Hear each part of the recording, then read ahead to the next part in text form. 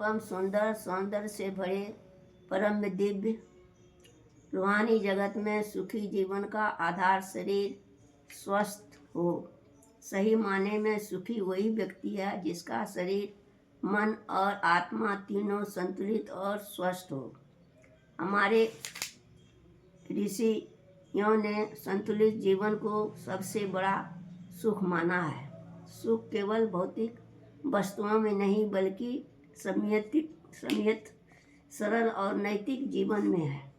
अगर मन और इंद्रियों काबू में नहीं है तो कितनी भी सुख सुविधाएं हो व्यर्थ है।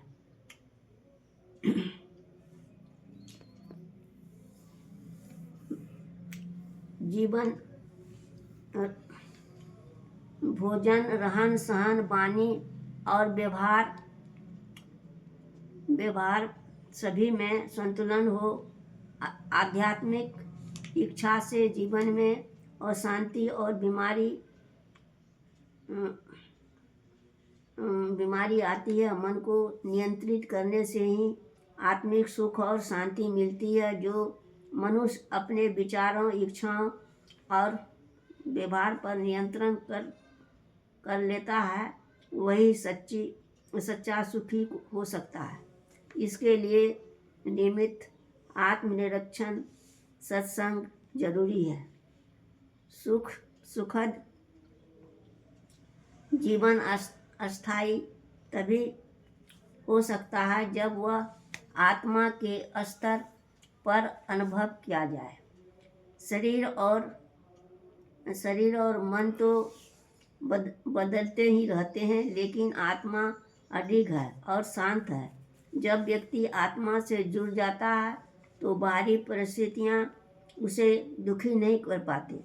अतः सच्चा केवल भोग विलास में नहीं बल्कि आत्मिक संतुलन, नैतिक आचरण और संयमित जीवन में है। उपयुक्त चिकित्सा प्रणाली का लाभ तभी संभव है जब जीवनचर्या में बदलाव किया जाए। शरीर की सुरक्षा के लिए आहार और विहार आवश्यक है, तो मन वही शुद्धि के लिए सत्संग, स्वाध्याय, ध्यान और आत्म नियंत्रण जरूरी है। सद्व्यवहार और समरसता का आरंभ व्यक्ति के भीतर से ही होना चाहिए। यदि समाज को आदर्श बनाना है तो पहले स्वयं को सजग और जागरूक बनाना होगा। जीवन को सुंदर और सफल बनाने के लिए मानसिक संतुलन आवश्यक है। धार्मिकता का अर्थ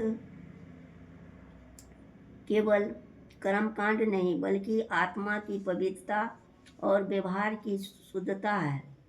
आज समाज को केवल भौतिक उन्नति की ही नहीं बल्कि बदल रही ऐसे व्यवहारिक